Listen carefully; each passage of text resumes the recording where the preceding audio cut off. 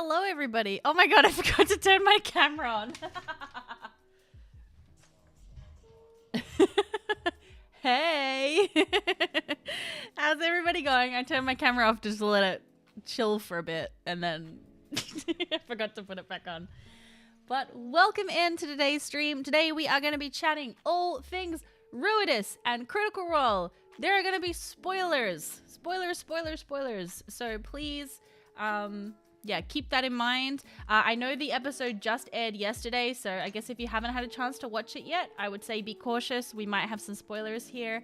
I am going to be doing another Critter Talk on Tuesday afternoon to give people who are catching the YouTube VOD of the broadcast time to watch it and then be able to chat about it. So yes, welcome. I'm excited. Okay, chat, I'm going to use you as guinea pigs. I would really like to try recording the stream as I am streaming. I have a fancy new PC now. I'm hoping it's going to be up to the challenge. So I'm going to start recording. Please let me know if it's super buggy or anything, because I also could have fucked up some settings. If it doesn't record properly, I'm not going to stress about it. This is like a little test to do if I see if I can stream and record at the same time. So I'm starting the recording now. Let me know if it starts getting laggy or anything like that. Hada! Fingers crossed. Let me say hi to everybody. Oh, the earrings. Do I have an ear? No. Hello? What's happening? Dungeons and Dragons. It's not working. Never mind. Oh my gosh, is that a hype train? What the hell is those emotes? Is that normal? How long is that going for? But anyway, thank you for the hype train over on Twitch. Let me say hi to everybody. Of course, I'm on Twitch and YouTube today, so welcome to everybody. I'm going to scroll up and say hello. Mike the Giant, welcome. Blankety One, hello. Little Bacteria, thank you so much for the sub. The penultimate month before Rainbow Badge activation. Yes. If I can get a rainbow anything in life, I consider it a win. Queen of Pups, hello. TVO, sorry, welcome. It's been a while. What Jane says, hello. I know it has been a while. My kid was sick, so I couldn't stream for like a week and a half, and I missed all of you dreadfully. Hold on, there we go. Calaborg, hello, welcome. Glad you can catch a stream. Renee, thank you so much for the sub as well. Bidet to you. Cassius, hello again. Liani, hello, welcome. 31 Jason, thank you so much for the sub as well for 6 months. Thank you very much. 6 out of 12 is 0.5. That's true. You also got that cheeky founder badge right there. You've been here since the beginning. Dirty Old Dan, hello, welcome. Small Randall, welcome. Hello, good to see you again. Beck Liz, One Biology, hello. Stream's holding up great so far. Yes! Excellent. Story of a Ginger, hello. The way your house is decorated is like goals. Oh, thank you. That actually means so much to me because I have worked really hard on it. This is a really awful old house, but we've done our best with it. So thank you. It's very messy. At least the background is blurred, so you can't see that. Small Randall, thank you so much for the sub as well for 17 months. Oh my goodness. Disposable Hero, thank you for the follow. All right, YouTube, it's your time. It's your time to shine, babies. Two Man, hello. Alexander, welcome. Nerdy, hello to you. Heather, hello. A Collection of Things, welcome. Yeah, there may be some spoilers, so just keep that in mind. Gabrielle, hello to you. Ade, hello. Welcome. Gabsy, it's great to have you. The Void is talking to us. Yes, exactly. The Void. I come from the Void. Hello, Simber. Welcome. Place is well decorated. Well, yeah, I think it's we're doing our best. All right, so today, hold on, I might edit this down for YouTube, so I should probably try and look professional. Hello, welcome. Today we are going to be talking about the latest events of Critical Role. It's a very casual chat. It is a live stream, so we're going to just be talking about our theories and thoughts and speculations and anything like that comes to fruition. So please share your theories in the chat. I want to hear all of them. Okay, there you go. There's a little intro in case I edit this for YouTube. So I'm very Ruidus themed today. I've got my Ask Me About the Moons shirt on, which is actually a merch item of mine. Did you guys know I have merch? You probably did not, because I forget to plug it literally every single time. It says Ask Me About the Moons, so that if you want people to indulge your fixations, you can force it upon them when they're like, what's that shirt about? And you're like, let me tell you everything. Also, I did a Patreon live stream this morning before this. So I do once a month. I do a patron only live stream. If you want to check out the Patreon, it's a fun time. Patreon.com/Luboffin. Anyway, very randomly, I decided I wanted to paint my nails as like a kind of Ruidus theme. So this is sort of what we ended up. It's so messy. Please don't look too closely. I beg you. In fact, that's my bad hand. This is my slightly less bad hand. So it's like, so it's got like a starry night sky and then like little red moons. I'm not very good at nail art, guys, but I mean, I'm not good at all. So I tried. So that's what we did this morning. But is it real hollow? It's hollow, but it's not hollow taco. Which I wish it was. I was talking about that on stream. I was like, I really want hollow taco, but it's so expensive. It ends up like, it's not expensive. I don't think it's that expensive in America. But it is expensive by the time the exchange rate is here. And then by the time you either pay for shipping or you spend up to the free shipping amount. So one day I'll own some hollow taco, but I don't right now. So cute. Thank you. Thank you. Thank you. They're pretty danglies. My mother called them shoulder dusters. That's such a great term. I've never heard that. That's right. Well, honestly, I do have like some lint, so I probably do need to have some shoulder dusters. Yes, I'm obsessed with these earrings. I bought them when I was hanging out with, hey, it's Maddie P. Oh, missed the train. We missed the hype train. That's okay. Thanks for trying to get the hype train out of the station. Hi, Tari. Welcome. Welcome, welcome. How you doing? Oh, I feel good. I've got some lunch on the way because I forgot that I would need to eat lunch and we don't have anything in the house. So forgive me later when I have to pause quickly to pick up my lunch from the front door. But yes, I've been really hyped about recent episodes. I felt like there was a bit of a lull for just like lore and stuff, which is really where my interest is. I really like the lore and like mystery. I really enjoy talking about the mystery of things. So I'm glad we've kind of gotten a little bit more of that since we have gotten to Ruidus, because we've learned a bit more about the culture. We've learned a little tiny bit more about what it's like up there. And so I'm fascinated by that. And I'm really looking forward to just, diving in and learning more about it. Because for a while it was sort of like we were, it was fun, but we were not really like learning anything new. So it's good. It's good. It's good. All right. Before we get into theories and things, we normally kick off, we haven't for a little while, but we normally kick off every stream with a dice roll. So you have to decide which die you think is going to be higher, the green one or the purple one. Fair warning, they both roll like shit. So don't expect grand things. So we're going to start a prediction on Twitch. Which one will be higher, green or purple, for 5 minutes. So if you're on Twitch, you can bet your channel points and you can put your emotes in the chat to show your team loyalty. If you are on YouTube, we are going to do a poll. Unfortunately, you don't get fancy things to bet with.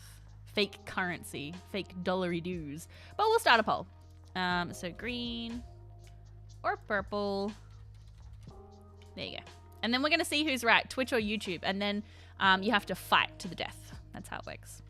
I'm going to say green, purple. It's my favorite color. Green, easy. Yes, so there's been quite a rivalry amongst the green and the purple teams. A rivalry that will go down in history. It's one of the bloodiest battles taken part on Twitch. But what's everyone been up to while we're waiting for the predictions to roll in? I have been suffering as my child has been sick and I've been thrust out of my normal routine and not enjoying life. But we're finally getting back into our regular routine. My kid has been going back to school, which is great. And yeah, I'm really looking forward to getting back into streaming. I've been playing a lot of Baldur's Gate. I finished Baldur's Gate and I was like, right, excellent. I finished that game. Time for me to move on to the next game in my list of many games that I want to finish and play. Okay, second playthrough of Baldur's Gate. So now that's what I'm doing.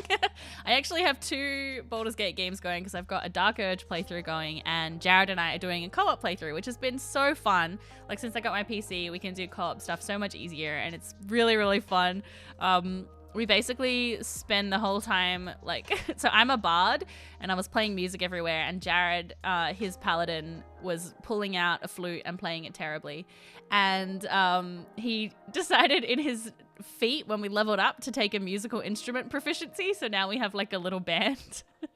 And then the nicest, it's like the sweetest thing is anytime we finish a play session, it's usually late at night, we go back to the camp and then we just start playing our musical instruments. It's honestly such a great vibe. 10 out of 10 game to play with a partner or a friend. It's so good. 5k on purple, let's go. Oh, you bought a chest freezer, Tari? That feels like proper grown-up stuff. I always feel like my aunt is like the one with the chest freezer and she's got like the nice house and it just, I don't know, there's something about having a chest freezer which feels like an adult thing to do. I don't know if that's actually true or if it's just my perception. It's the Battle of the Grapes. Yeah, I voted it was 100%, immediately went to 50. Yeah, we've got a 50-50 split on YouTube. So we will see. Bard is my fave. It's so fun. I've been really, really enjoying it. I'm playing a barbarian in my Dark Urge fighter. My Dark Urge playthrough. I specifically chose barbarian because I wanted to force myself not to romance Karlach. But then I respect Karlach to be a paladin. And then now I'm like, well, but what if I take her out on every mission? Like, what if she just is in my party all the time? But I'm like, no. No romancing Karlach. We're going to try for Astarion this time, even though he's annoying and difficult to romance. Having a space for a chest freezer and getting one up 4 flights of stairs wouldn't be fun. Oh my gosh, no, yeah. Classic Daddy, thank you so much for the follow. Welcome to you. How you going? Also, did I miss another follow? No, I didn't. I think I caught them. So weird, yeah. Glitch, thank you so much for the sub. Thank you. Oh, we do have a sub giveaway going. When we reach 200 new subs on Twitch, I will do a giveaway for a voucher to the Critical Role shop, or whichever shop is sort of in your region, when we reach 200 subs. Also, really excitingly, Twitch has, well, they announced some not exciting things. They announced that the price for subs is going up in Australia, and also the UK. Sucks. Yeah, cost of living is going up. Wages are not going up, but let's put everything up. Anyway. But the thing they did announce was affiliates are now available for like the plus program, which is like if you have over 100 subs for like I think 3 months, then you qualify for a 70-30 split instead of a 50-50, or maybe no 60. It's a 60-40 split for affiliates. I think it's 70-30 for partners. 60-40 split for affiliates. So anyway, yeah. So I mean, we're always pretty much well over 100 subs, which is great. So that's like kind of an exciting, nice thing that like is good. Hey, oh my gosh, thank you so much for the subs. Glitch, thank you so much for gifting 10 subs. And Pixel, thank you for gifting 5. Thank you so much. That's really kind of you. Thank you so much. If you got a gift sub, please make sure you say thank you. I'm curious if anyone has done a no restart save states run. Do you mean like an honor run? Because there is the honor run, which is you get one save file and you can't, like, if you die, you die. That's it. Yeah. Yeah, I really want to try that. I mainly want to get it. I'm so competitive. The reason I want to get it is because only 0.9% of players have finished an honor run. And I was like, that could be me. I could be in that 1%, even though I'm not very tactical. But yeah. Culver, hello, welcome. Is that the CR chunk dice? It is. This is the Critical Role one. I'll find this. We're just betting on which one's going to roll higher, and this one's from Only Crits, who's been a long time sponsor of mine. They're not sponsoring the stream, but they send me a lot of dice, so yeah. All right, let's get this dice roll going, shall we? Let's begin. Now, is this music going to work? No? Why did it do that? Why? No, that's not. Oh, because I'm pressing the wrong button because I'm an idiot. There's the music. It's time for the ultimate showdown. All right, which one should I roll first? Green or purple? Whichever emote shows up in the chat first is the one that I will put. Hello, Purple Kitty. Welcome. Green. Cassius rolls us in with a green. Let's go. Are we ready? Ah, 17. That's actually a very good roll for the green die, which traditionally cannot roll over a 10. All right, let's try this. We'll put this here. 17. Can purple do it? For Purple Kitty, let's go. No, I'm so sorry. I'm so sorry, purples. I don't know if you'll ever financially recover from this with these fake dollary doos. I'm so sorry. you know, sometimes life knocks you down and then you got to get back up again. I'm so sorry. However, the green team, hell yeah. 54% of people voted for green on YouTube, although I forgot to stop the poll, so maybe you voted after you saw that it was already green. I'm so sorry to purples, but greens, it's your time to shine. Manage prediction. Oh my god, 80% of you voted for green and only 20% for purple. That is unheard of. Oh my gosh, that's wild. Oh no, see, this is not true actually. 20% of channel points went to purple, but less people put on green. So people were putting more on green. Gremlin with 100,000 on green. Oh my gosh, thank God. Thank God you won that. That would have been a lot of money to lose. Complete prediction. Are you sure that green is the correct outcome? I did pick the wrong one time. So yes, complete prediction. All right, who got totally destroyed? Who is never going to recover from this? Well, let me see the details. See details. I cannot believe Gremlin put 100k down. That is so funny. I think, Gremlin, you are responsible for that 80% weight. Like, it's just you. But Saren putting 8k down on purple. I'm so sorry, Saren. Anyway, it'll be maybe be your time next time, you know? It's virtual ramen again this week. Yeah, I'm so sorry about that. But, you know, virtual ramen's pretty tasty. It's pretty good. Just a token of my appreciation to say I fully support you stepping back to protect your health and sanity. That's key. Thank you so much, Ade. I hope I'm saying your name correctly. Apologies if I'm not. Thank you so much for your super chat. I really appreciate that. Purple disrespect will not be abided. All right, one more roll just for fun. Doesn't count for anything. That's cocked. Well, this is what it could have been like, guys. This is the virtual history. Hold on. Wait, where's the alerts? Why are they not showing up? I don't understand. The channel point alerts never work properly. Oh, I did. Okay, good. I'm so glad. Do you have the Imogen dice? She rolls terribly for me, which is in line with Imogen dice, I feel. No, I don't have it. I don't have very many critical role dice. I have the Fern dice, and I think that's it. Lost 5k. It was a risky bet. 18k gains for Cassius. 30k for Jewel Dragon. It was 5k. Oh no. You played Power World yet? No, I haven't, Michael. I don't think it's really my vibe, to be honest. Made Dragon Ball Bard. I'm not quite sure who to romance. Well, I'll recommend Karlach any day of the week. Have you seen the new one? Yeah, the beacon die. I really, really want one. But yeah, as Tari was saying, it's so expensive to get it here because they're not stocking it in the Australian store, which sucks. Yeah. Could you hear the audio of this up a bit? Yeah. Oh, hold on. I'm just getting a message from a friend that I think I have to respond to now.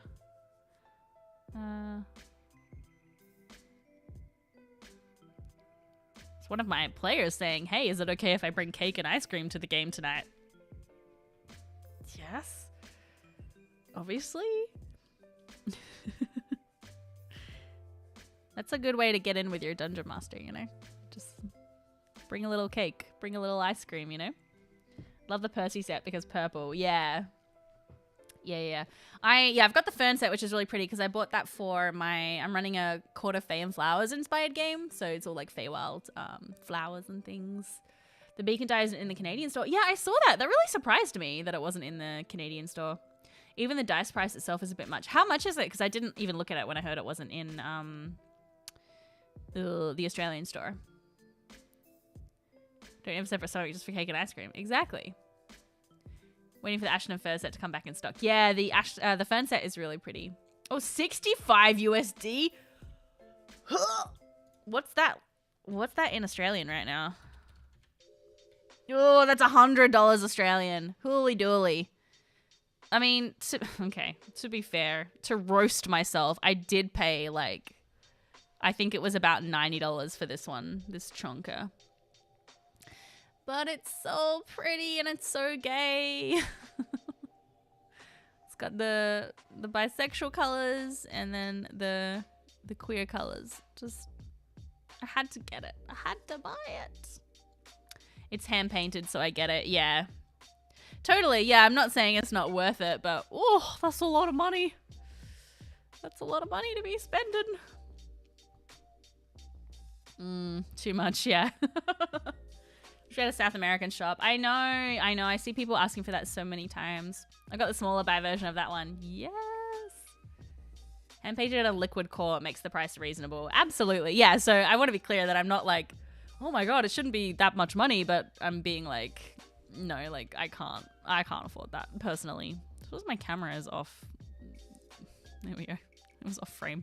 Hold on, and also, there we go. All right, well, I can't stream for too long today because I do have to go and pick up my kid in an hour and a half. I have to leave, so I've got an hour and a half of streaming. So we should probably get into it. So, oh yeah, before we do though, Torben, I totally agree. If it came with a D12, I was actually really surprised that they didn't make it a D12 because the beacon is 12-sided, right? Am I misremembering, or is it 10-sided? Anyway, I was surprised that they didn't do like the actual beacon shape as the die and not like the D20. GM Workshop, hello! We've been told there'd be cake and ice cream. If you come to my D&D game tonight, then yeah, definitely. Yeah, 12-sided, thank you. Yeah, GM Workshop, just hop on a flight, get on over here, and I'll give you some cake and ice cream. No worries. Such a surprise that there was no D12. Yeah, I think because it, you know, I get it. Most people want like a big fancy D20, but I would love a big fancy D12. I think that'd be sick. Oh, I think that's my lunch. BRB.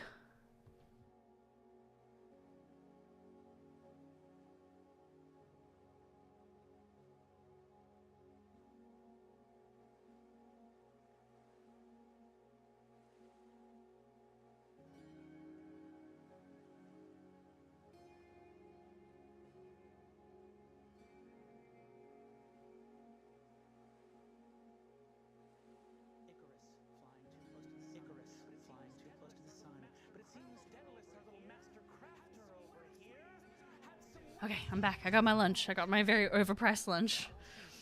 But I need to eat some food. I feel like D12s aren't used enough. Yeah, it's really just barbarians, right, that use them mostly. Because, yeah, most people don't have like a D12 damage die.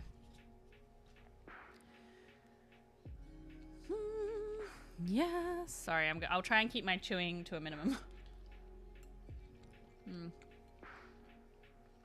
But because I was streaming before, I didn't get a chance to eat.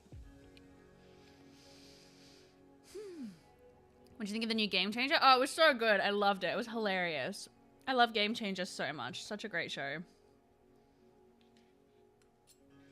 Oh my god, I'm so funny. I'm so funny. I love I just said I'm so funny. I'm so hungry.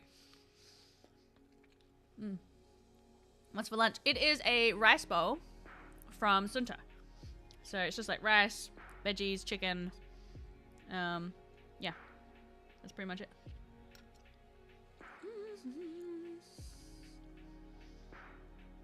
So a video recently of a custom D6 die that has multiple die uses for each side. Oh, that's fun. The faces have spinny faces with neat designs on them, and they were metal. Oh, that's pretty cool. Brenna made me cry 3 times in that episode. Aww. Yeah, it's fun. It's a good time. Yeah, Game Changer classics. Just so good. Being lazy and having packet pasta. See, I should have done that instead of spending $20 on lunch delivery, but oh well. Here we are. We gotta eat food.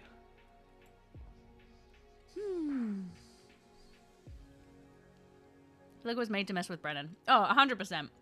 Absolutely.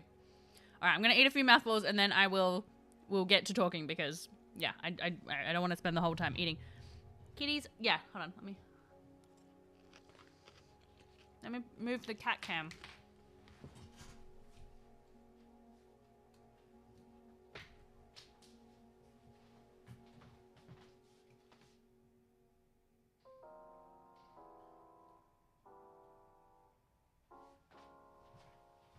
There we go. Now we get cat cam. Oh, it's so cute. Marigold is like, what the hell is that you've put next to my bed? She's also probably smelling my food.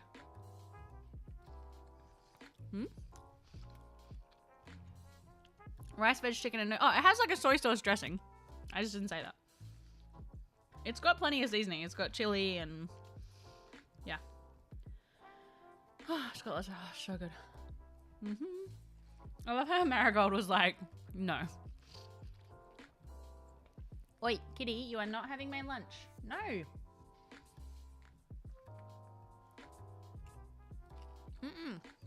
No.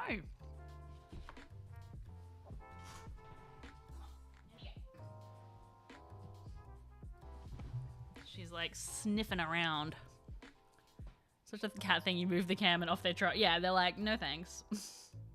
Why would I stay here? Oh, baby. They keep asking me for food even though they have already been fed. She refuses to consent. Yeah, well, that's fair. I mean, I do think consent to be on stream is important, so, you know. Post a video of the diet if links are allowed. I'm not sure if links are allowed, Tuman. I can't remember what the moderation setting is. If it doesn't work here, you can also put it in the Discord.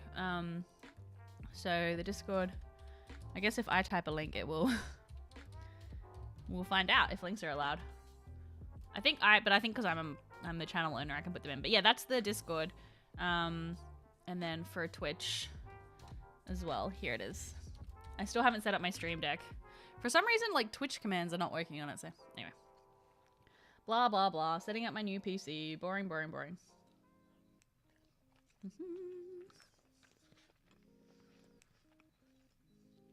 Alright. 2 more baffles, and then I'm putting it in the fridge, and we'll continue.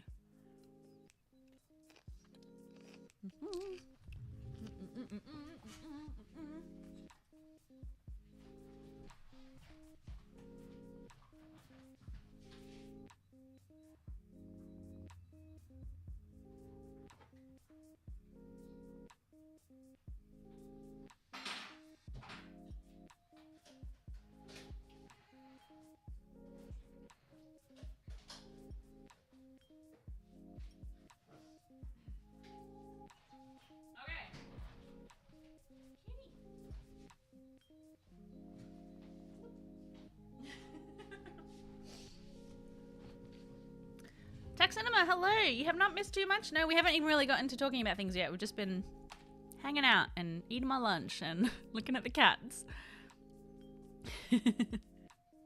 They do need a bigger bed, Tari. They do. I need to, yeah, I need to get them one. But all the cat beds are really small. I think I need to get like a dog bed so then it's big enough for 2 of them. Just showed up to cats. I'm so happy. Perfect time to come in. Except now they've left. All right. Very cute. I love watching that one guy cut D20s from stones. Ooh. I do enjoy that kind of stuff. Jose, thank you so much for the resub. Oh, I don't think that Wax Wings came through. I don't know what's wrong with the channel points again. I might have to go back to the way I was doing them before because Twitch was like, hey, you can do channel point videos through us now. And I was like, sweet. And then they're like, oh, but actually, they're just not going to work. So let me just turn off the redemptions so that, and I will refund.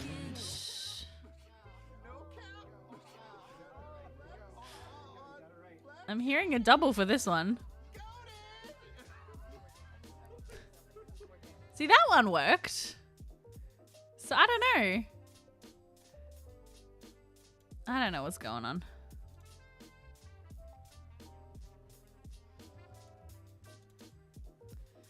So hold on. I'll give you guys back your channel points. Just I'm not sure. Okay, we'll complete all of these.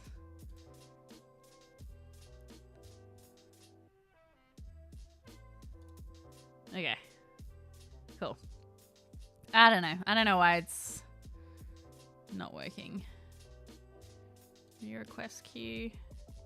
They used to have a really easy toggle on and off for rewards, but now they don't.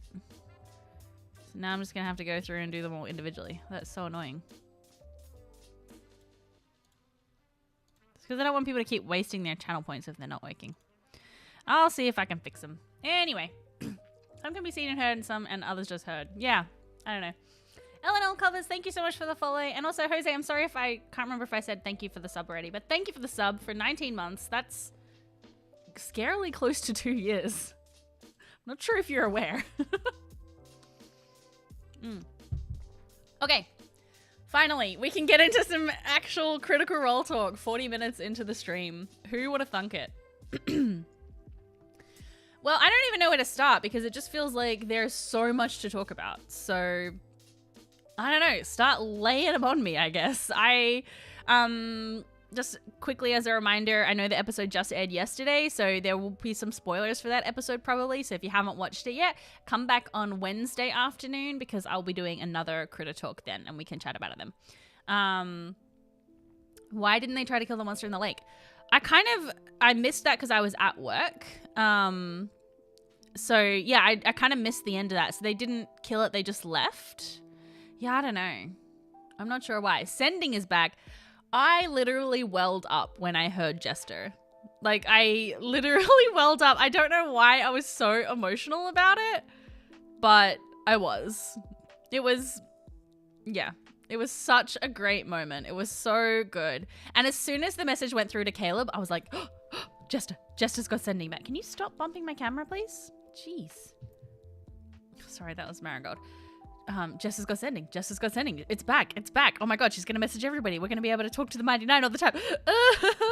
Like, I just got so excited. What's happened to cause it? What's changed? Right? I don't know. Like, yeah, I was wondering about this. If it's that, like, they're getting closer to achieving their goal. Or, yeah, I don't know. What do you all think? Shouldn't they have been able to see Ruidus from where they were on Isilra because of the longitude? Didn't Matt say they couldn't see it and that's why they first thought of Wildman or Taldore? Where's the moon? I wonder if some of that is just like Matt messing up the geography because we don't really, I mean, I'm sure Matt knows where Isilra is, but we don't really know where Isilra is. Yeah. I don't know. Or maybe it's just like the positioning of it. Yeah, I don't know. Is it there for chat? Oh, yeah, it didn't come up, Toon Man, so you might have to put it in the Discord. My assumption is that the portal on the other side... The portal is on the other side of where Ruidus is. The other side of where Ruidus is. Sorry, I don't quite understand. They maybe cut the bridge off to trap Fern? Maybe. That would be a pretty big operation there, I guess, because it's been running this whole time, and I'm sure there's been... infiltrators and things. Sending stopped working again when they returned to Ruidus. Yes. Wasn't the sending blocked due to the moon being locked or the ley lines? Well, I thought that the sending was blocked because of the magical energy from the ley lines, which was caused because of the apogee solstice. So yeah, maybe they did turn off the bloody bridge. Maybe they were like, we've got enough forces here. Maybe they can toggle it on and off somehow. I feel like that feels weird. Yeah, so where's my train of thought with this? So yeah, if the disturbances were from the ley lines because they were going all wobbly because of the apogee solstice, then perhaps the apogee solstice is waning. It's either like maybe the bloody bridge can only be on for so long. They can only hold the apogee solstice in place for so long, and then it will, you know, eventually it has to sort of give. Yeah. I don't know. It's curious. Yeah, the solstice has moved on and that's not affected by the bridge. Yeah. Because it felt very much like the bridge was locking the moon into place in the apogee solstice, which is why the apogee solstice continued on for so long. But yeah, I'm not 100%. All right, let me scroll up and see a little bit.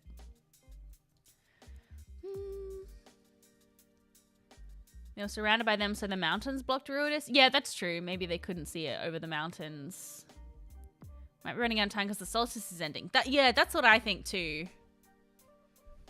I think Dorian's fine. There wasn't much time for him to respond. Yeah, I agree. I think he could have been asleep. I think also, yeah, awful our party. I think maybe Matt was just like, we're just going to say that he doesn't respond. And then if he messages again, I'll make sure Robbie has like message response or something, like how they did that once before. Do we have any theories about why there's an unknown portal to Ruidus? Yes, this is my theory, and I know it's shared by other people as well, so it's not like it's my theory. Yeah, my theory about that is that the portal, like there was like a magical energy in that place, or like a portal that existed there, and then when that chunk of land was taken up to make Ruidus, that the portal stayed connected. Like it kind of split it into two portals potentially. That's my thought about it. Yeah. Maybe the bloody bridge can remain even if the apogee solstice finally ends. But the bridge is locking, like, because the bridge, unless the bridge kind of moves with the cycle of the moon, right? Didn't RM see the ley lines in the sky? Yes, but I'm wondering if they're kind of waning now. The only thing about the theory about the portal, though, my theory about the portal, is that I am a firm believer that the Tishtan are the people who were living on the area of land that was taken up to make Ruidus, and they are the ones who evolved into the Bormodo, the other race on Ruidus. That's what I think, because I think the Tishtan, there was like a story about how there were like a traveling nomadic culture that just disappeared one time, and they built these things, which is where the Malleus Key site is, right? There's these Tishtan kind of things that are like ritualistic in some way, and we don't know in what way, but I'm wondering if like the Tishtan had some kind of moon connection or something like that, and then yeah, that part of the land that they were living on at the time was taken up and they became the Bormodo, because they said we have been carved from the rock. That was like a specific phrase that Dono or maybe it was Elder Barthy used to say, you know, what's your creation myth? And he said, well, we're carved from the rock. And I was like, well, so was Ruidus. So yeah, so my only thing about that is that then I would expect, I guess it wouldn't have to be at Marquette. They could, if they were a nomadic culture, they could also be on Isilra. But I would have expected the Tishtan to be on Marquette simply because we know there are Tishtan ruins there, which is where their excavation site is. So if they were actually on Isilra, like if the part of the planet that was carved off was at Isilra, then, you know, then I guess I'm wrong. But then I suppose you probably need a pretty big chunk to make a moon, right? You probably need like a really big bit of the planet. So, yeah. Not that they became the Rylorans, but they became the Bormodo. So, I think the Rylorans are spawned from Predathos. I think they are embodiments of Predathos. Because there's this thing about Predathos, like it spawns life in its wake. That's sort of part of the mythology of it. So I think the Rylorans were born of Predathos, and the Bormodos were born of the Tishtan, and they were like living on Exandria. Anyway, that's my theory. Penguinista, I'm going to a 4-hour dance performance tonight. Do you have any tips for an audience member like me? Do you mean just like surviving a 4-hour dance performance? I would definitely say make sure you bring some water, bring a lot of snacks, but make sure they are snacks that are not in crinkly packages. And the best way I found to do this, which I've discovered since taking a small child to shows that needs many snacks, is to like unpack the snacks and put them in like little Tupperware containers, because it's much quieter to like lift the lid of a Tupperware container than it is to like open a crinkly bag of something. Anyway, that's my tip, I guess. And applaud loudly.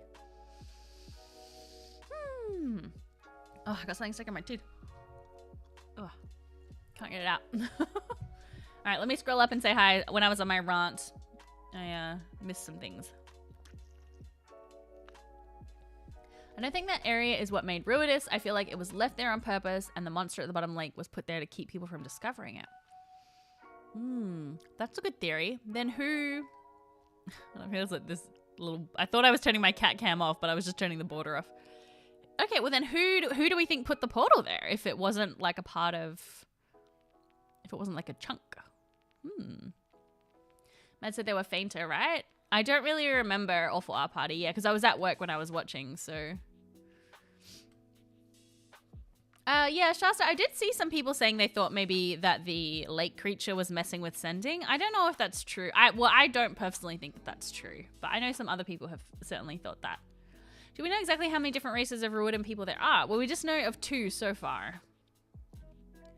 What if the Rylorans were one of the sea races that Matt mentioned? They got stranded on land and that's how they evolved to survive. I mean, yeah, that could absolutely happen. Nothing louder than people trying to open lollies. Yes. Yeah, let me catch up on YouTube. Loving your content a lot. Thank you, Yusuf. Thank you. If they did turn off the bridge, would Vax be released? Ooh, I feel like we would. I don't think Vax is going to be released yet anytime soon. I think if they turn the bridge off, Vax is still trapped in that orb. They learned that Fern is on Ruidus and she seems to be the key. So they cut the bridge off to keep her there. I didn't get the impression that she was the key. Why do you say that? Did I miss something? Sending and communing with gods are probably broken on Ruidus due to the cage around the moon. Sending being broken on Exandria. I don't know. Yeah, I agree. So I think the cage around the moon is 100% messing with stuff like that. Or messing on things between like Exandria and the moon. But I think also it's breaking. You know, the whole point of the Malleus key was not just to have the bloody bridge, but also it like put a crack in the divine cage, you know. Land masses can move over the course of centuries. Well, yeah, I mean, absolutely. We're moving at like 1 centimeter a year or something like that. Did the lake monster evolve from its proximity to the portal and influence from Ruidus? Yeah, because I thought that the lake monster was going to be an aboleth. There were definitely kelpies there, but I do still wonder if there was like an aboleth or something. Odahan mentioned something about Fern being important. I think she was referring to the fact that Fern is the daughter of the Grove Captain, because the Grove Captain was working with Odahan and Ludinus to make the Malleus key at the Fae site. So I think the Grove Captain mentioned Fern to Odahan as like, that's my daughter, so she's important to me. I didn't think it was Fern being important to the Ruby Vanguard. I thought it was just a personal, because she said he mentioned you or something along those lines. Oh, it's not up on YouTube yet, or we could pull up the transcript. But that's what I think. I think that is why Odahan sort of was interested in her, was because of the Grove Captain. But, you know, I could be wrong, for sure. Came up with a new game for when Matt fucks with the game, Matt Bastard. Hope in the end we get a Lord of the Rings like ending with the key towers crashing down. That would be fun. Yeah. She's an on-purpose Ruidus spawn. Yes, yeah. But she's not like a super duper Ruidus spawn, from what I can tell. So, yeah. In which also saw people who recently died in her storm dreams. Matt seems to have dropped this skein. Any thoughts? I think perhaps maybe it's just a lot to keep on top of, you know? Yeah, I don't know. Maybe. Or he might have just kind of forgotten about it. That episode is up on YouTube if we want to check. Isn't that because that was last week? Was that last week or was that this week? I watched like half of last week and yesterday's on the same day, so I can't remember. Thinking Lourdes could also use Fern if all else fails. Maybe. Oh, it was last week? Oh, we can have a little look then.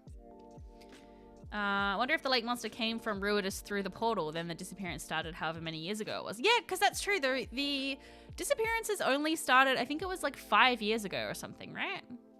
So it wasn't like a super long amount of time. All right, I'm going to have a quick look at this transcript because I want to see exactly what Odahan said about Fern. What episode number is it? Episode 85? What is it? Hold on. Actually, I think I've got it over here so we can all look at it. I think I've got it. Let me find the transcript. Bless the Critical Role transcripts. That's all I have to say. You have no idea how many times a week I pull up the transcripts. So many times a week. How come I can't see them right now? Oh, more. Show transcript.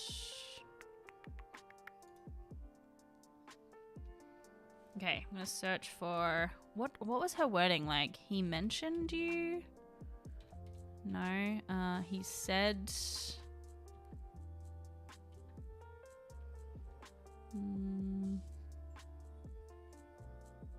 No.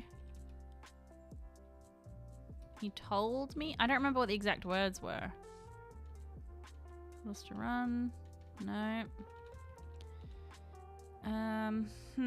Anyone remember anything?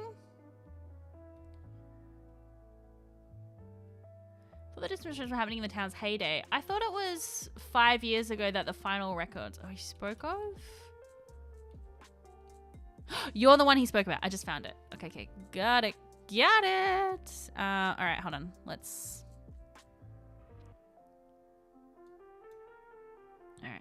have a look at this together. And hopefully this works. Yes, okay.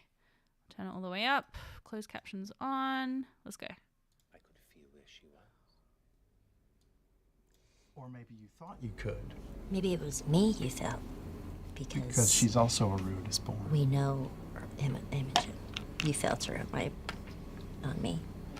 You are Ruidus born. Oh, fuck. No. No. I just have... You're the one he spoke about. Oh no. Wait, what? Okay, we gotta get out of here. So he is. Should we just try to move the clouds? Yeah, see, I have a feeling they assumed he meant Ludinus, but I'm pretty sure he's talking about the Grove Captain. You're the one he mentioned. Because the Grove Captain has a personal relationship that, I mean, obviously not an actual relationship, but like, yeah, I don't know. I read that as being the Grove Captain. I don't think that that's the Ludinus, but that's just my opinion. I think they assumed that it's Ludinus. Because we've seen Odahan and the Grove Captain talking. So we know that they've like had conversations about things. But I don't know. I just kind of get from the impression that the cast maybe are assuming Ludinus. Oh no. Wait, what? Okay, we gotta get out of here. So he is. Should we just try to move the clouds? How wondrous are these family reunions at once. This is a fortuitous day. Yeah, and then she mentions family reunions. I cannot harm you, because you're important to everything we're building. And I think saying that I cannot harm you because you're important to everything we're building, I think that just means Ruidus born in general. I think because they clearly need the Ruidus born. They're calling the Ruidus born to them. They needed the Ruidus born to activate the Malleus key. Yeah, I think that's what it's about. Ludinus knows they got the shard though, and she's a fey fire creature. I mean, yeah, but I don't know if that's necessarily Ruidus related. Ruidus born, Titan-blooded fey, and raised by powerful figures. Yeah, I mean, true. I mean, I could absolutely be totally wrong. But yeah. Odahan knew Fern was Ruidus born and killed her out of hand the first time, but I don't think she knew who Fern was. Did she know Fern was Ruidus born? Because Fern had a very, very faint aura, so she just might not have known. I can't remember back that far. Sorry, YouTube, I am ignoring you. Let me look at you as well. Sorry, I've got to open on a different thing. Oh, I see you've got a thing about Laudner. I'll get to that in a moment. Oh, all right. YouTube, are you still there? I feel like the chat hasn't moved in a while, but maybe it's just because I've been ignoring you. I'm sorry about that. You have the seed, but it's not strong. Okay, yeah. But I guess maybe, maybe she was just like... Or maybe she let Fern go because she knew Fern would lead her to Imogen, right? So maybe she's like, I'll let Fern go because then potentially I'll be able to follow you to Imogen. Or now that I know, yeah, or like someone said earlier, she didn't, like, she knew she had like a faint thing of Ruidian about her, but wasn't like, oh, whatever, we don't need her. But then once she knew that she was the Grove Captain's daughter, then obviously it becomes a whole new situation. So, yeah, super interesting. Super, super interesting. Anyway, that's kind of my thoughts about why Fern is important. It's not that she's important to Ludinus. I think she's important to the Grove Captain. Who knows what the Grove Captain had planned for her, though, because he clearly wanted her to be Ruidus born. So, I don't know. Oh, sorry, that is so loud, that music. Sorry. Yeah. Curious. I think that also down on their reconnaissance mission, they have a secret back door that no one knows about. They can sneak druids through the back door instead of through the key. They can destroy the key and save Vax, and they can separate Ludinus's forces. Destroying the key and cutting the moonside off from the Malleus would turn the tides in the Resistance favor. Absolutely, yeah, I totally agree. I think they would be smart to do it. I think the only issue is, like, how do they destroy the Malleus key? Because they already threw a skyship at it, and it was barely, like, it didn't get any damage at all. So, I don't know. chat, yeah. Just yeah. Predathos could use to suck the power out of the Ruidus spawn, yeah. Oh, did they have a newer model? Oh, did the Ruby Vanguard have a newer model of the harness? Maybe, yeah. Or some other kind of siphoning. Well, we know that they have some sort of siphoning because we saw them do that already with the Malleus key. I think, like, the shards could be more important to Ludinus than we expect, and that's why Fern is important now. Maybe. Yeah, potentially. Yeah. Alright, what's this theory about Laudna? Because of the moment Laudna had with Delilah and the certain words she used, a thought popped into my head. Could Laudna be a long-lost daughter of Delilah and maybe Silas from decades ago? I mean, maybe. I don't particularly get that vibe, but I don't think that's impossible. I honestly don't know if I would enjoy that, because it feels like we've already got the connection to Delilah, but yeah, the only reason I don't feel like that is because I feel like if there was some tale of, like, Laudna being adopted. Also, we've had, like, the surprise parent thing with Fern, so yeah, but maybe. I mean, absolutely, potentially. Ludinus protected the key from the skyship. That's true, Ashen Hunter. That is true. It was Ludinus kind of throwing up his arm and whatnot. So maybe without him there, they might have a slightly better time to attack the Malleus key. So I don't know. Potentially. Yeah. Oh, wait, hold on. I've lost my stream manager. Manage stream. Yeah. Whew. All right. What other thoughts have we got? What other throw them at me? I keep watching for the more advanced mechs that FCG could run into on the moon. Oh yeah, that would be cool.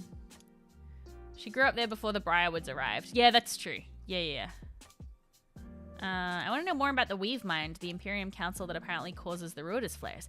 Me too, Wombology. So that was fascinating to me, that the Weave Mind apparently shepherd in these flares. And they also seem to be, like, responsible for just the general setup. I mean, there certainly seemed to be, like, a ruling class of Ryloran, right? The Bormodo kind of, it sort of felt like they were beneath the Rylorans in terms of, like, social status. Yeah. I mean, they felt very much like, it felt like a little bit of a, yeah, like there was, like, a power imbalance there. Yeah. Yeah, because what else did we learn? We learned that there's also the resistance, which is like the volition. I got massive,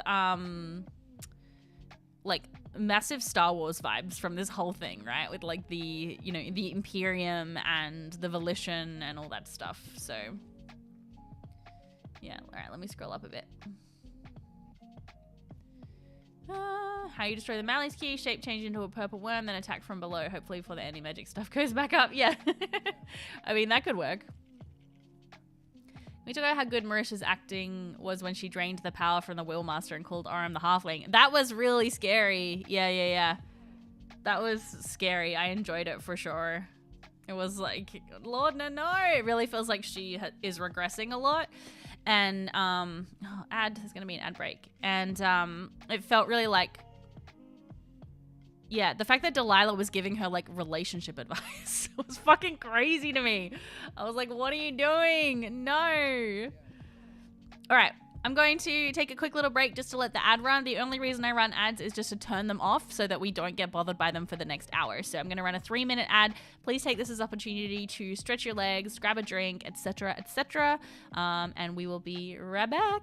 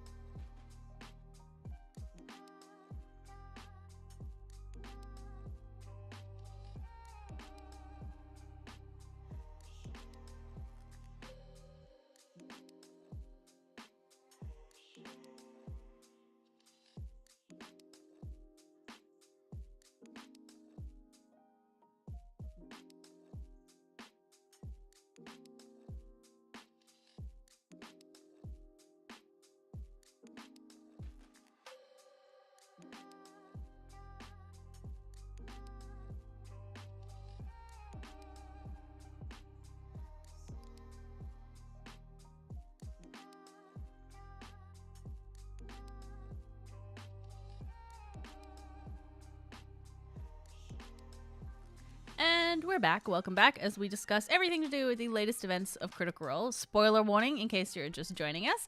Yeah, when we left off, we were talking about Delilah and Laudna and their little relationship that appears to be strengthening over time, which is slightly concerning.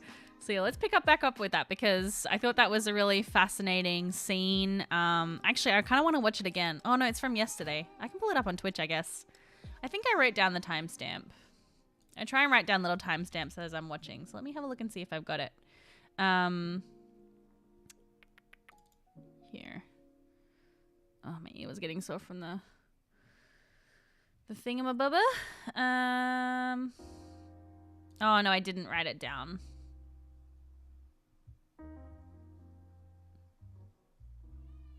Yeah. I think it was towards the end, though, for sure. It's from episode 85. No, it was from yesterday because I've got it in my episode 86 notes, the conversation that they had. Yeah. So I definitely feel like Laudna is in danger of going down the same path as Delilah because she does love Imogen so much, and I think she does carry a lot of feelings of like responsibility and wanting to. Oh yeah, if you don't want to watch Renee, there's probably going to be spoilers here, so if you haven't watched it yet, then you might want to skedaddle. But we're going to do another Critter Talk on Tuesday afternoon / Wednesday morning my time. So yeah, then that'll give time for people who are catching up with the episode. We can talk about it a bit more then. But yeah, so what was I saying? Yeah, I feel like Laudna is in danger of going down the same path as Delilah. And using her love of Imogen as the excuse for taking more power. Agreed. And like having good intentions to start out with. I mean, I don't know if Delilah ever had good intentions though. I mean, I think she is just pure evil. But for Imogen, for Laudna, sorry, with Imogen, having good intentions, but then really descending down, you know. The fact that she's, you know, for so long was like trying not to give power to Delilah, and now it seems like she is resolved to give her more power, you know? Ugh. I don't know. What do you think would happen if Delilah got a hand of the All-Mind Seed? Oh, I don't know. Is that like a magical thing? I kind of counted that more as like I mean, it is magical, I think, but like more of like a fungal thing rather than like a magic item or something. I mean, I'm sure she could probably drain something off of it. What do we think the mechanic is when Laudna feeds Delilah and we hear Matt make the heartbeat sounds? I don't know if there is a mechanic. I think it could just be Matt. Sorry, I keep bumping my bloody camera.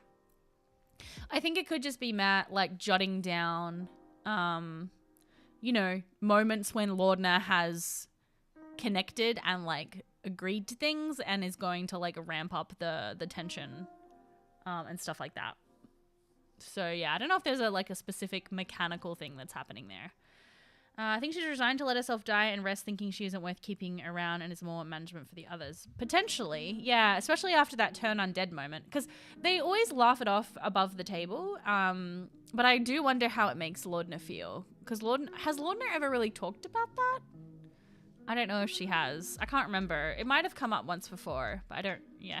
Now that I'm not writing recaps, like my memory of things is way patchier than it used to be. Yeah, so I'm a little scared for Laudna. I'm scared that she's gonna go down this like really dark path. Do you think she's taking time from Laudna or stealing time for herself? You mean like to keep living? Maybe. Yeah. I'm not sure. Fern told FCG off about it. Yeah. Did with the shit, but I can't remember exactly the outcome. Yeah, that's right.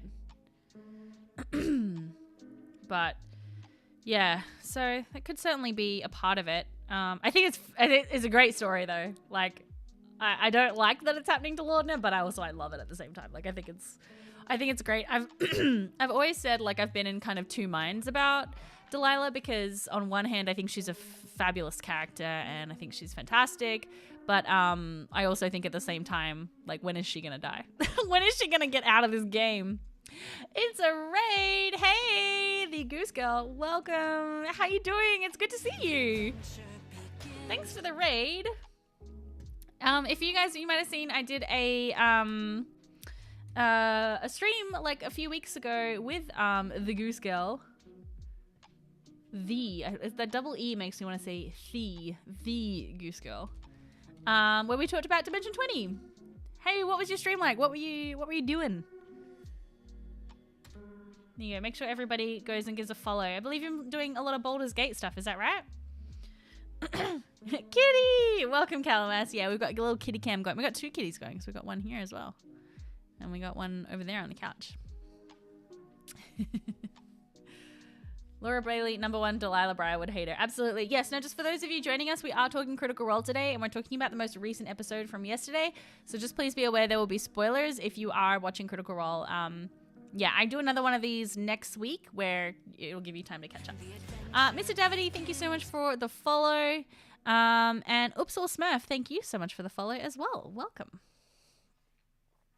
But yeah, so anyway, we're talking about Delilah right now. Oh, that's right. You were doing your charity stream, Baldur's Gate 3 honor mode for charity. How did it go? Did you survive?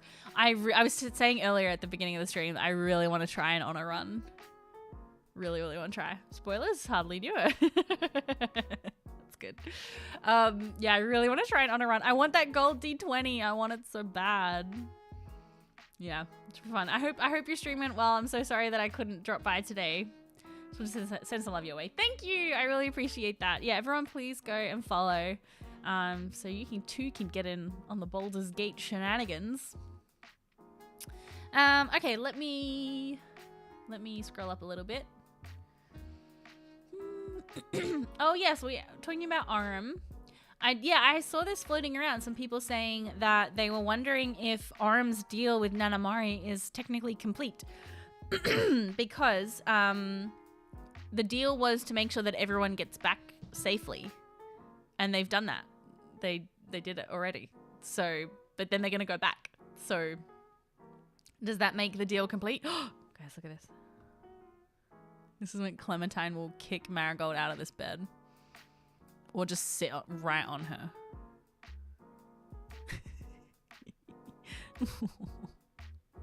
Clementine is definitely the more dominant one in the relationship. Oh, but she's giving her a nice little groom. That's cute. That's cute. Anyway. Gotta have the kitty cam. The deal with Nanamari is sealed now. She may decide to gift Aram to Fern. Oh, maybe. Yeah, because the whole point was to then go back and serve her. Maybe. I had that feeling with the way he reacted after the portal and emerging from the lake. Yeah. Yeah, we'll see. So yeah, so it seems like he did take a what's the name of that feat? Somebody set it up in the chat. Fey Touched. Yeah, because he has Misty Step and Hex. Yeah, I think that makes sense. I didn't think he took a level in Warlock. I think some people are still assuming or like still hoping that maybe he did take a level in Warlock and they're just hiding it for now. But I think it probably makes sense that it would be Fey Touched. Aram said when this is all over, not when we get back. That is true. Curious. I want to go back and have a look at that. What episode was that?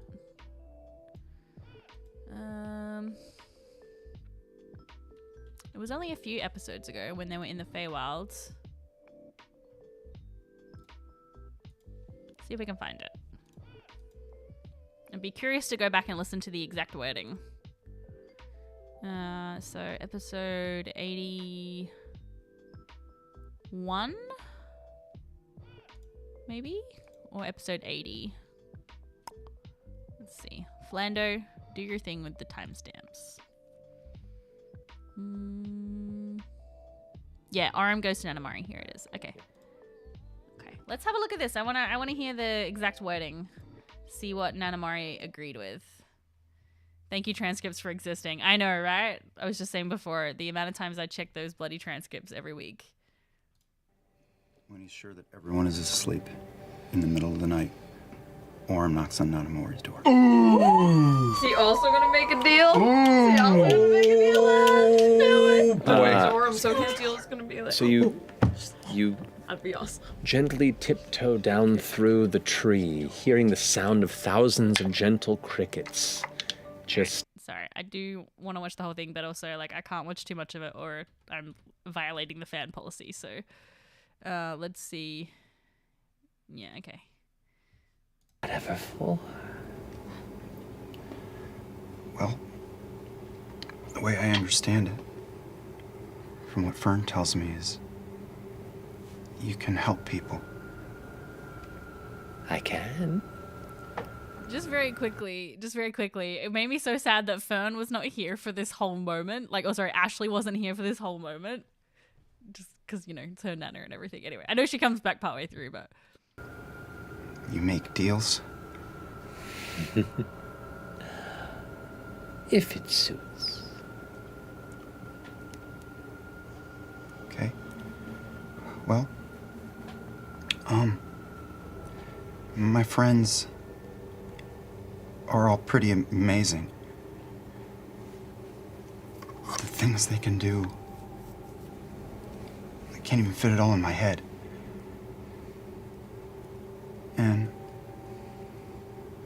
I mean, I'm really good with this. Absolutely love how Matt embodies Mari. I know.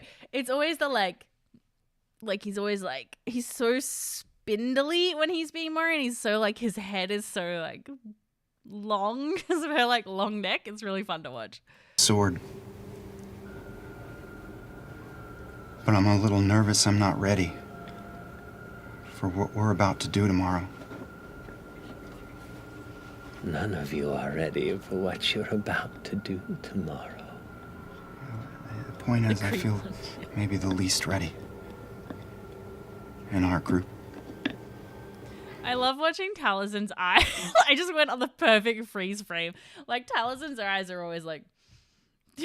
Absolutely. Just he reacts so much with his eyes. Body movements help with the character work. Yeah, agreed. Yeah. I am in my game, I play Jared's Warlock patron, who is, I've basically made her like Elizabeth Hurley from Bedazzled, and it's so fun to play. So anytime I play her, I put my feet up on the table and I lean all the way back in my chair and pretend I'm smoking a cigarette. It's very fun. All right, let's continue. And I want to see this through. I want to get it done. What we're setting out to do, and I want to get them back. Fern, I want to get Fern back. Of course. And all of them. So, if you can somehow make me better at protecting them, or stronger, strong's not the right word, more capable at what I do, I might agree to a lot. All right, side note. I actually wonder as well, like, I think we can agree that Aurum has the Fey touched feet, but I do wonder if there's going to be something extra, because I feel like Matt usually rewards these kinds of roleplay decisions with extras rather than just leaving it to the player to take on a mechanical benefit through a standard level up. So I do wonder if either it's been given as a free feat or if we're going to see something else. And I'm hoping that we're going to see something else. Like, that's kind of my biggest hope. Like, maybe something's going to happen if we see one or more of them like get downed, maybe, or one of them dies or something. Like, I'm hoping that's when we're going to see something extra. All right, let's continue. Oh, it is a free feat because Aurum also took the tough feat. Okay. His normal feat was tough. Cool, perfect, yeah. I mean, I do hope that we get some kind of... still get something a little bit extra on top of that, you know, because it's like a pretty big deal to make a deal with a hag. Yeah, so anyway, let's continue.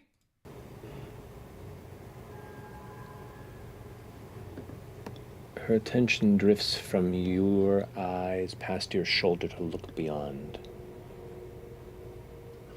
Sorry, I'll go skip a little bit. Your lamp. The glow black all is to protect. Here we go, okay. Your passion is to protect your friends, yeah? My friends? your granddaughter. I don't know if there's a friends and family discount, but...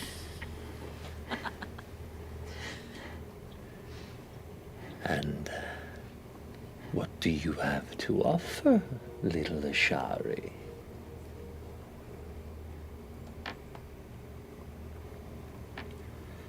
Well, if I see them all through, and we get it done,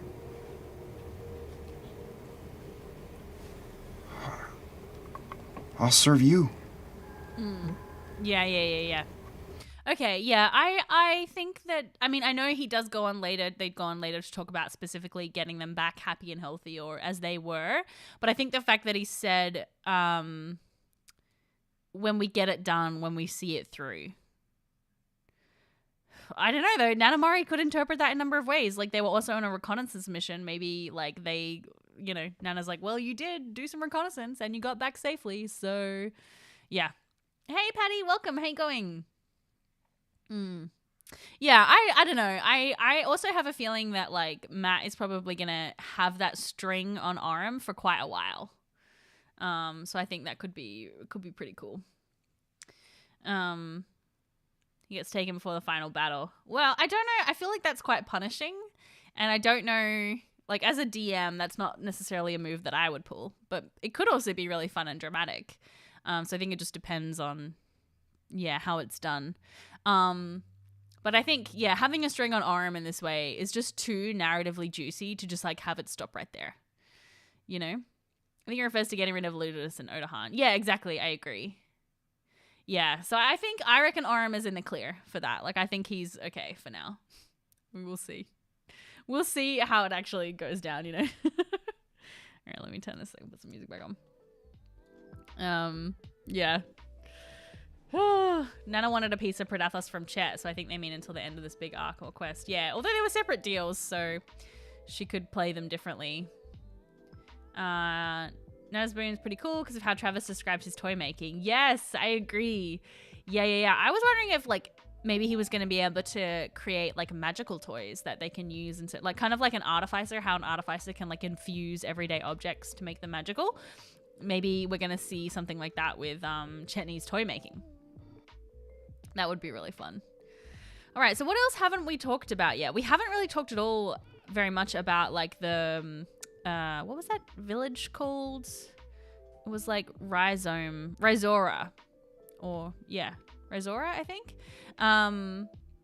Yeah, because they had this, like, whole thing there with the Willmaster, and it was, like, the caravan, and we got to meet Elder Barthy, who, it was so funny because the cast had such a visceral reaction to that voice, but I had no frame of reference. Like, I know who Johnny Carson is. Like, I know he was, like, a really famous late show host, but I had never really looked at it. You know what I mean? So, yeah, I kind of had to look up. I looked up some clips of Johnny Carson. My only reference, actually, from Johnny Carson, apart from just kind of vaguely knowing who he is my favorite book as a kid and it's still one of my favorite books, is called The Knoll. And it's about Fungal the Knoll, who's like this little forest woodland creature who goes to the big city, essentially. And at one point, because he gets, like, discovered by humans, he ends up on the it's the Tonight Show, right? With Johnny Carson as the host. And so Johnny Carson is, like, a character in this book. And so as a kid, I was always like, who is this guy? You know what I mean?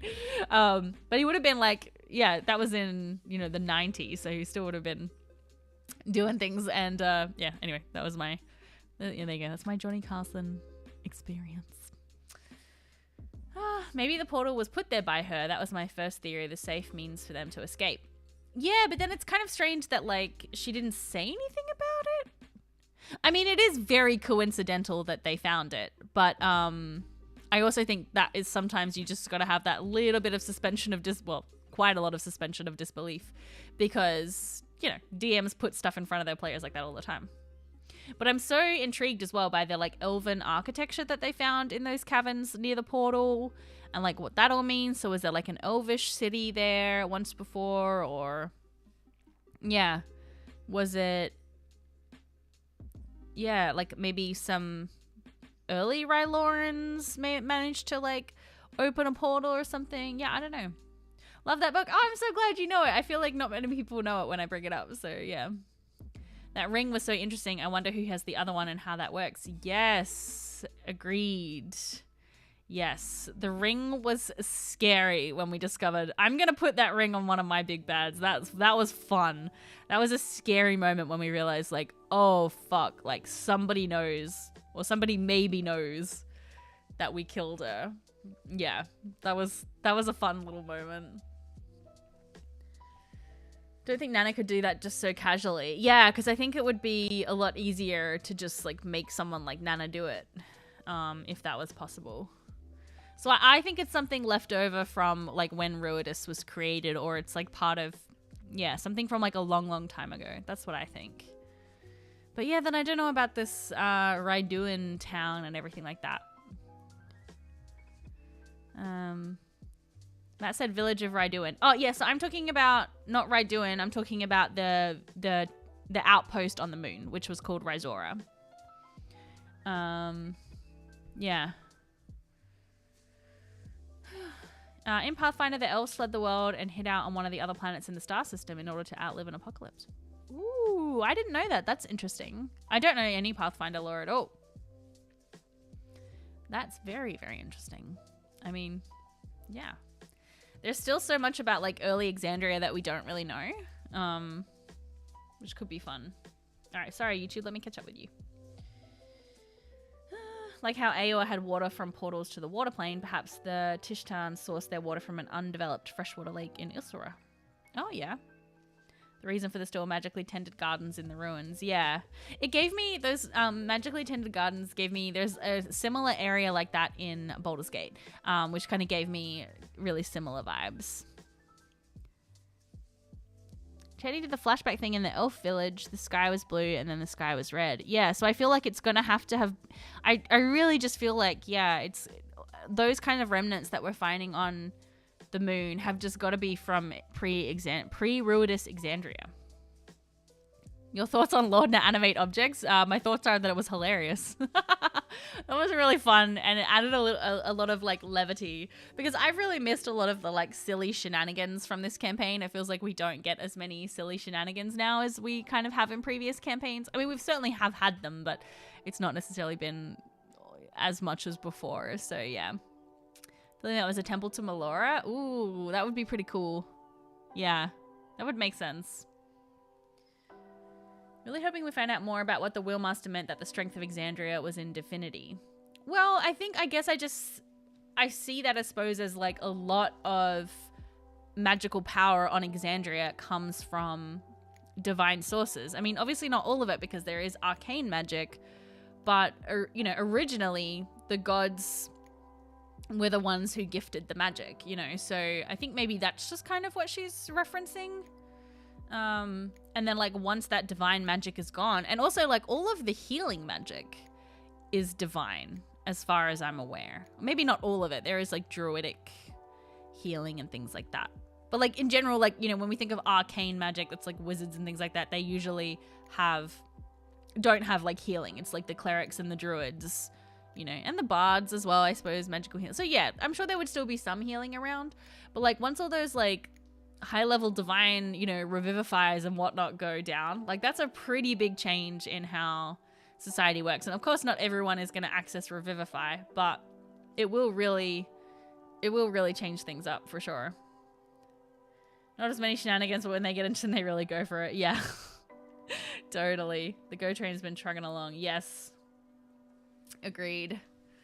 Yeah, necro type heals. Yeah, for sure. But like, yeah, I think it would be huge if all that divine magic went. Like it would wreak havoc upon the world. So how long before WizKids ends up with an entire Lordna's animated object set? Yes, that would be so cute. The Ropia Bodhi moment, I said this in the Discord when we were doing the like live watch party, reminded me so much of Squeam. It was like when the spell ended, just like, Bodhi, no. It's like, Squeam. Oh. Do you think there's any reason why Chet, Ash, FCG, and Oren were charmed by the lake monster? Yes, because I believe, well, I still think there might have been an aboleth or something, but I'm pretty sure that the hold on, I'm gonna pull it up. I'm pretty sure that the creatures that they were fighting were kelpies, and they specifically target men. Let me pull it up, actually. Okay.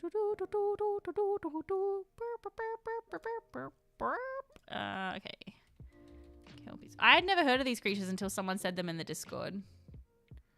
Kelpie. Okay. So it says here, Kelpie. Does it say something about? I thought it was only men, or someone said that to me. Maybe I didn't actually read it. Or maybe perhaps that was from like an older edition. This doesn't say anything about men, actually. It just says one humanoid. Where did I get the idea that it only targets men from? Maybe someone said that in the Discord and I just took it verbatim. I think they just failed their saves. Yeah, it could just be that they failed their saves. So yes, anyway, this is a kelpie. So some people are thinking that it's this because, yeah, again, it's like they have a seaweed shape. They are indistinguishable from normal seaweed. They have this drowning hypnosis, which is they choose one humanoid they can see within 150 feet. The target must succeed on a wisdom save or be magically charmed for up to 10 minutes. So they also made a charisma save, though, which is not here. So the other thing I was wondering about whether it is an aboleth. Yeah, I am signed in already. Because the aboleth has a particular, like, charming feature as well. It was an outdated stat block. Yeah, I wonder if it's like an older stat block. So the aboleth has this enslave feature, right? 3 times per day. The aboleth targets one creature it can see. So it's only up to 3, but he might have tweaked it. Again, they have to make a DC 14 wisdom save or be charmed until the aboleth dies or until it is on a different plane of existence. Whenever the charmed target takes damage, it can repeat the saving throw. On a success, the effect ends. But yeah, so it has this kind of ability. But they were also taking other kinds of damage, I think. They were taking cold damage, but I think that might have just been from the water, right? So anyway, I have a feeling it's probably like some kind of homebrewed horror that Matthew Mercer has come up with that is pulling potentially from like the kelpies and the aboleths and stuff like that. So... yeah. The Elder Story Temple made me wonder if Ludinus's birth era was ever revealed. Nat has mentioned he's pre-Calamity. What if he's pre-Moon Creation? His home was taken. Maybe. He does have a real hatred for the gods. Yeah. I don't think we know exactly when he was born. We know he's pre-Calamity, but pre-Ruidus is like way longer than that. Aboleth step up, but more seaweedy. Yeah. Ladies have high charisma saves. Yeah. Matt rolled dice twice, then just Imogen and Aurum were awake. Yeah. Yeah, for sure. Thought it was like a shadow spider octopus thing using the seaweed as a web. Yeah, it was not really clear. And again, I was at work, so I wasn't like... I kept getting in, when the phone rings, I get interrupted. So I certainly missed details for sure. But yeah, I imagine it's probably something kind of homebrew-esque. But it definitely made me think of an aboleth right away. Still waiting for Delilah to reveal her past with Ludinus. I know, because bitch, we know that you know him. Don't pretend like you don't know who he is. It made me so annoyed when she's like, I've heard of him, but I've never spoken to him. I'm like, you worked directly under him. You definitely would have spoken to him at some point. What are you doing? Really wasn't a physical form. Yeah. Or was a charisma save then? Yeah, because I think I assumed it was a wisdom save, but then he did make them have a charisma save later, so... I don't know. All right, well, in case you've got any last-minute theories, I do have to wrap up pretty soon because I've got to go. So, if we have a little look. Oh yeah, so we haven't talked at all about Keyleth potentially